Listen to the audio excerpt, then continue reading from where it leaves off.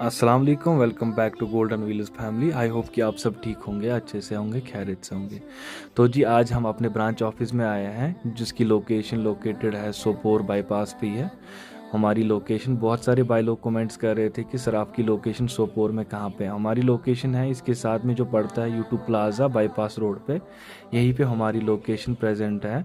और यहीं से जाते हैं कोपारा का बाईपास, ये वाला बाईपास, तो यहीं पे हमारा शोरूम है।